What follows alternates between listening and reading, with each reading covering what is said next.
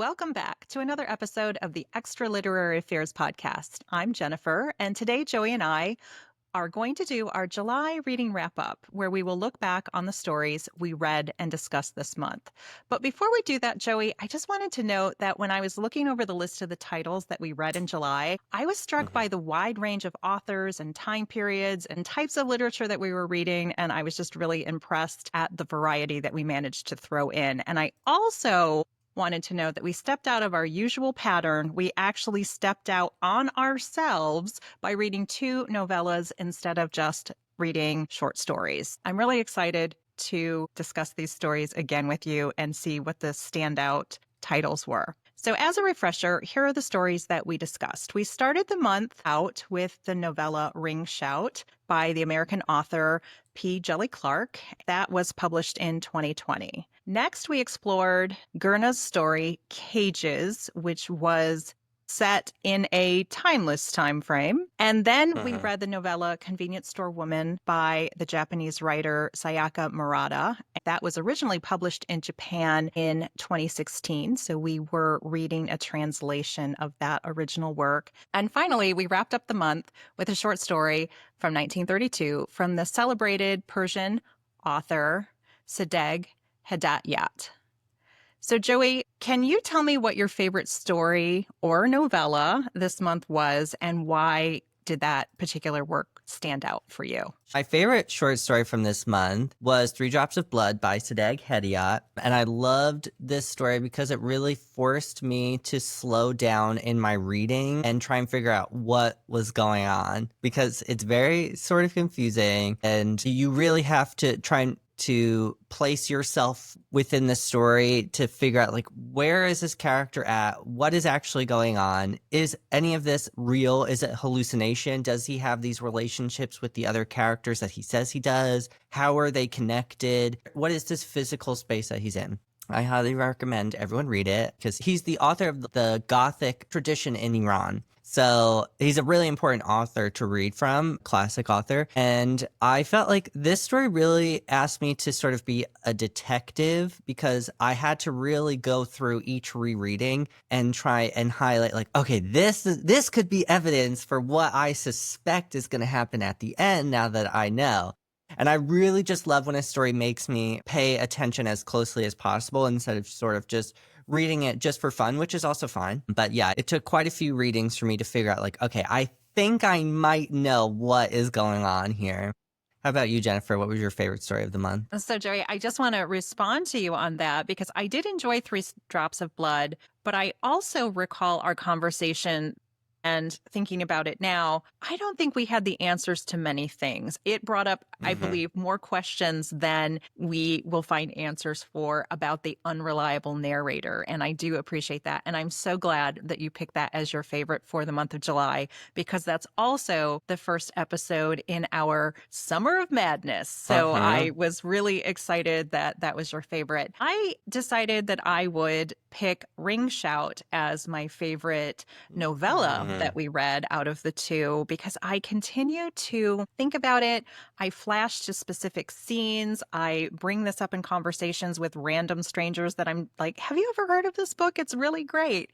And it was especially appropriate for us to read it in July because the novel starts on July with the main character asking us, have you ever been to a KKK rally? So again, that scene just sticks with me because it was so unexpected. And I think in looking at this list, I also realized that these are new authors to me. I did not have any of these on my radar before we discussed them. And now I can confidently go forth and recommend them to other people because they are just beautifully written.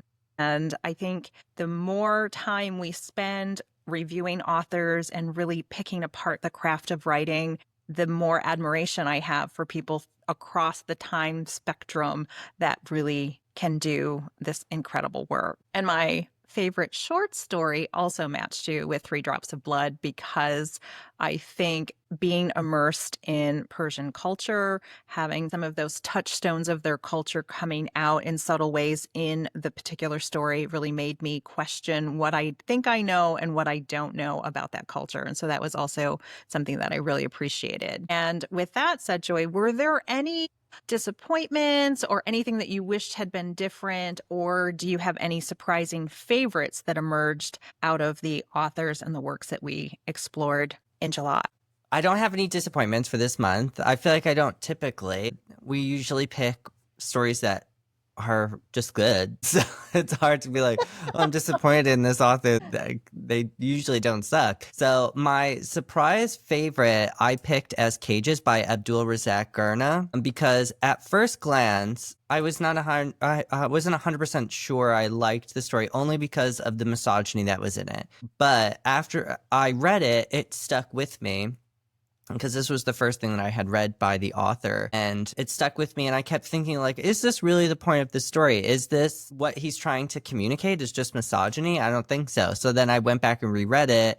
I was like, oh, okay, no, I don't think it is. And then I read his novel Theft, which came out this year, I believe, and I got a better understanding of who the author is and what he likes to write about. So I definitely don't think it's about misogyny. I think that's where we both landed on that episode. But it's a great story, and it's one of those literary fiction short stories that really makes you sit with those questions that it's asking and its themes and try and decide for yourself, what does that mean for you, and how does that help you with your own introspection and improve yourself? Joey, I would love to respond to that because what I am noticing is that we pull apart stories and try to examine them on various layers. And I think for me, the pulling back the layers of meaning, deciding how that reflects my own life and my own experience, and how that has increased my empathy for groups of people that are not like me, has really been my favorite part of each of those stories because there were very clear points of view that were not mine. But because they were so well written and so well enacted in the story, it was very easy to slot myself into Three Drops of Blood and say, wait,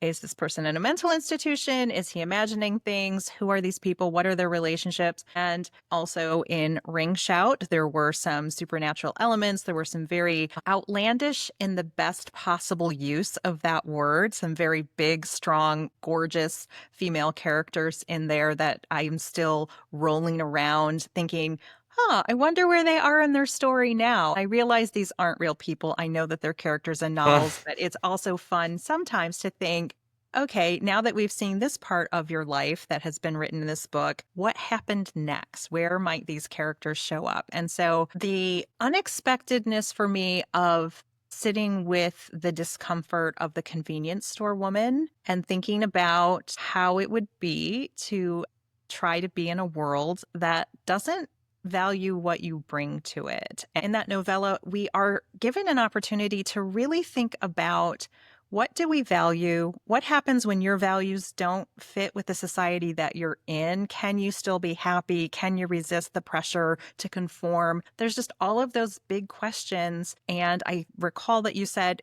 this was written in Japan in 2016. Maybe it came to the US in an English translation in maybe 2018. Definitely by 2020, it was here. And maybe the messages that were in that book are perhaps even more relevant and thought-provoking in today's climate to really ask ourselves, like, what are we promoting? What are we valuing? And how do we make space for those who take a different path? I loved all of it. So I guess I was surprised at how deeply connected to these characters I became. I think part of that was also because we did read 2 novellas, which is not our typical. So we had more time to bond with those characters and savor who they are. So with that said, Joey, is there a particular character or scene from the items that we read in July that really sticks out to you? And if so, why is that? I would say Kaiko from The Convenience Store Woman, who is the protagonist of the story, in case anyone hasn't read it yet, because I love the themes that are explored in that, as you were just talking about some of them. But the ones for me is, what does success look like in a society, in any society? In this case, it was in Japan, but it could fit anywhere. I mean, these kind of societal norms are pretty typical throughout the world, and they vary in different ways. But financial success with a good job, children and a house and marriage, these are all markers of success in society.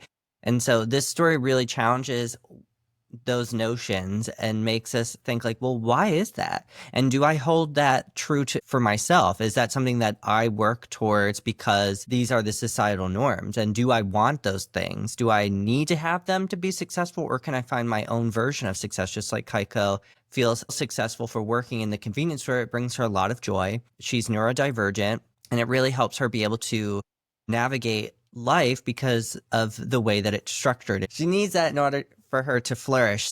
I really love how the end of it, spoiler alert, you should have read it by now anyway. She comes to that realization that like, I don't need all of these things. I don't even want them. I don't want to have a boyfriend. I don't want to have sex. I don't want to have a fancy job. I don't really want all of these friends, but I have to have them because that's normal. And she's just like, no, I want to work at this convenience store, a new one, because it speaks to me and I understand how everything is supposed to be here. And so, yes, go ahead, Kaiko. And Joy, what I appreciate about that is she becomes her authentic self. She really resists the temptation or the pressure from others to be something other than she's not. And that took her a while, I think, to work through that programming, because she talks about her young childhood experiences. And she's like, well, when I was truly myself, I got in trouble and people didn't know how to handle me. So she was masking some of her behaviors. And I think at the end, she was like, I have found my place and I think I need to go continue on the path that I was on before I was misguidedly trying for something different because other people had agendas for her life that did not match her own. For me, my favorite scene came from Ring Shout when they're on the top of the mountain. All of the clan members are standing in the rain. You can just feel like they're getting soaked in their robes, and they're all staring open mouth, blank face at the side of the mountain where the birth of a nation was being portrayed, that hateful, silent film. And the visceral image I had of thinking, okay, there's this big flat mountain and they're all up there, and it is this meeting point of this concentrated, hate-filled situation, which then gets destroyed. The people wake up, they are redeemed. And I just really love that. Joey, one of the things that you mentioned during our discussion of this was the young girl and her mother who were so disgusted that they had to eat in a place where a Black person had entered, that they left before they consumed the material that converted the rest of these people into this mass hysteria hate machine. I have no other word for it. The Grand Cyclops, that's the hate machine.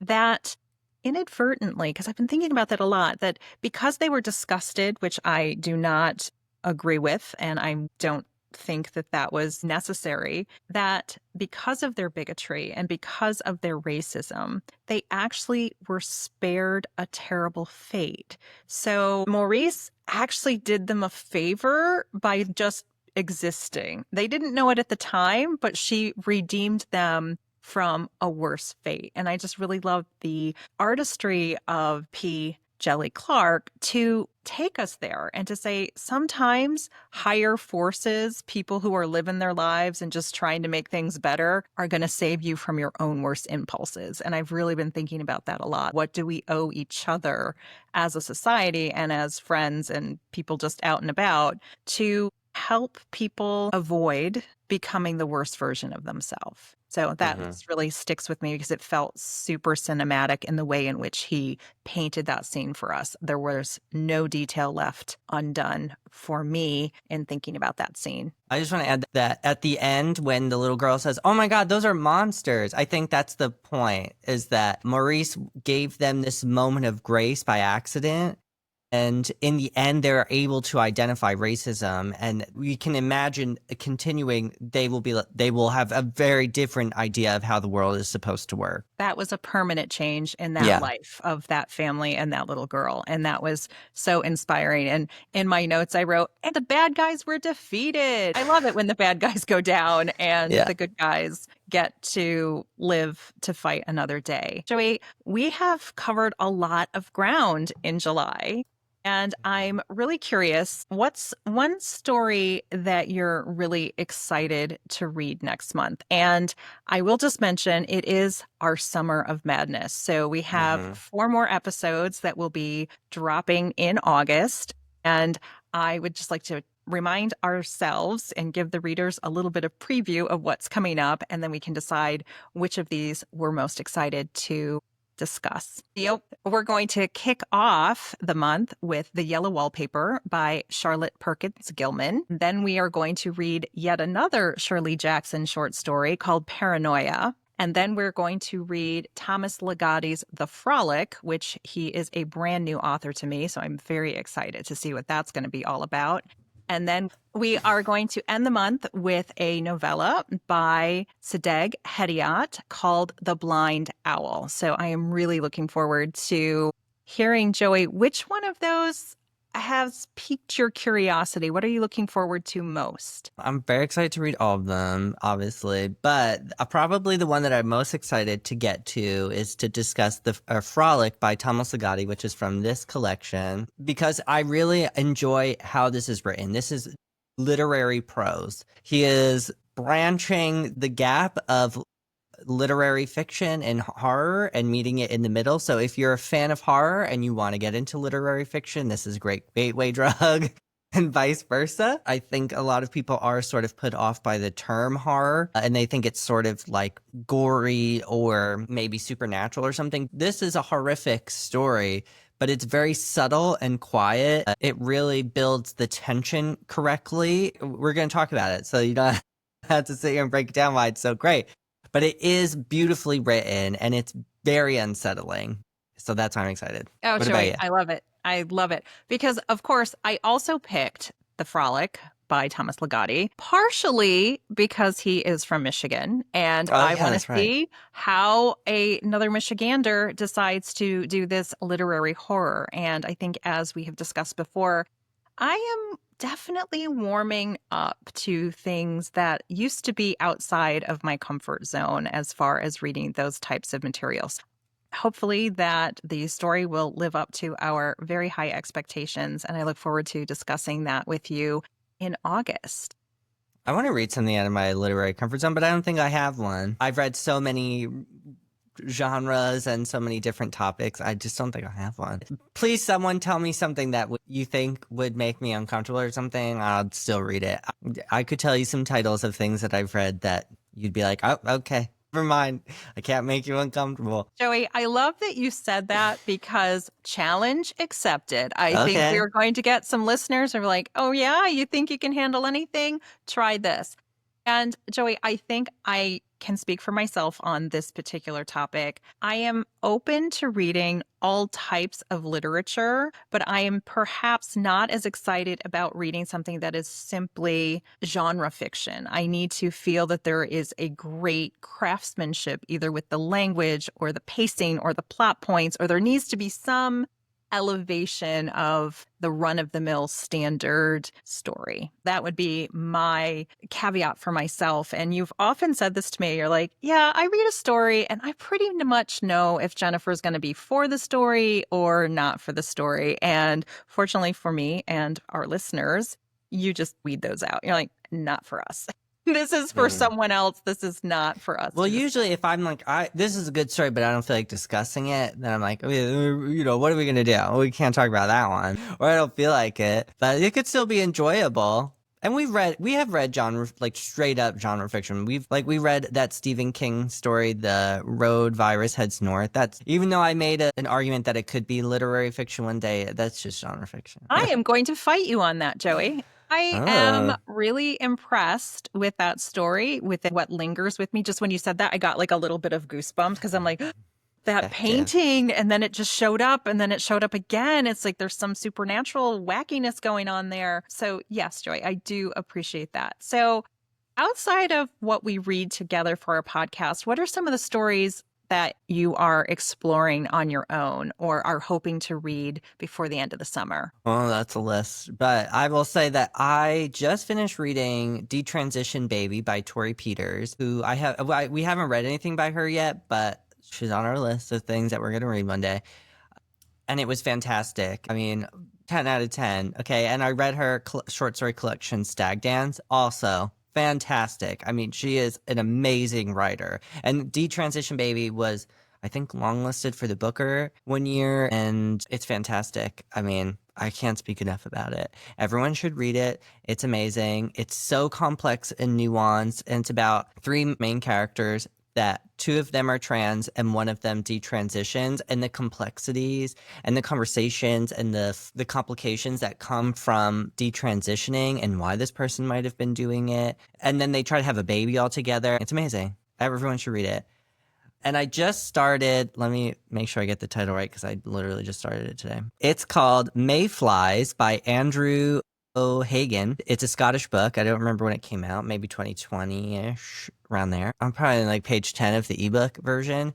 And oh my God, it is amazing so far. It is exactly the type of book that I want to read. It's straight up literary fiction. The sentence in it, I'm like, oh my God, I have to highlight that. I have to do it because it's so good.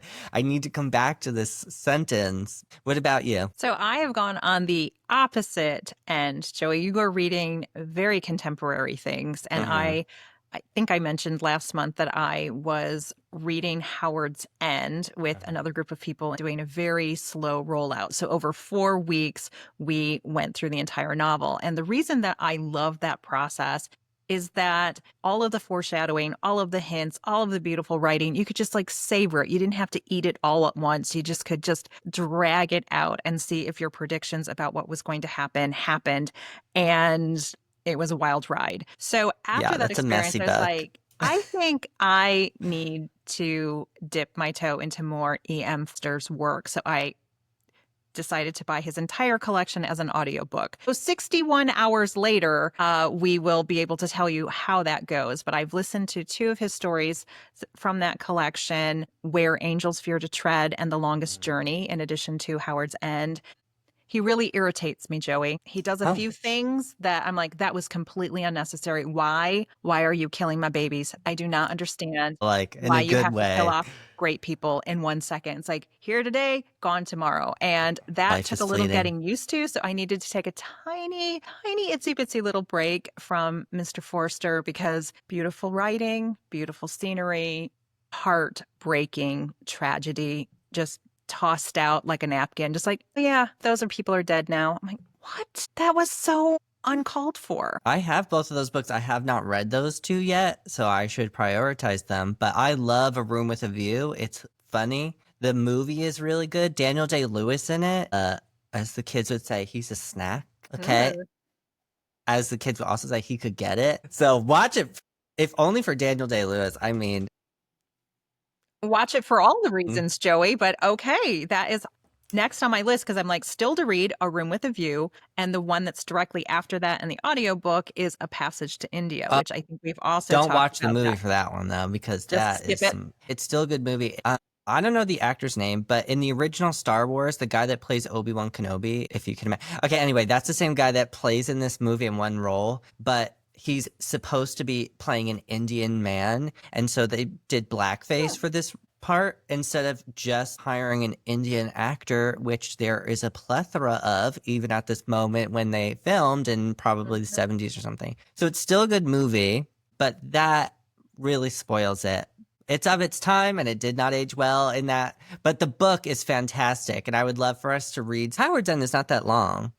I would Um, love to put that on our agenda maybe closer to the fall and mhm. read that and really explore some of those themes together because it is, as you had always told me, it is a masterpiece. Yeah. Again, it's like, oh, yes, we're highlighting every fifth line because it's just so beautifully written. It's like, you're killing me here, guy. Yeah, and the characters are so complex and their dynamics are complex. And the movie for Howard's End is fantastic too. There's amazing actors in that one. Awesome. Okay, Joey. Well, I think that we are going to enjoy the summer of madness and we will look forward to watching that unravel as the summer unfolds.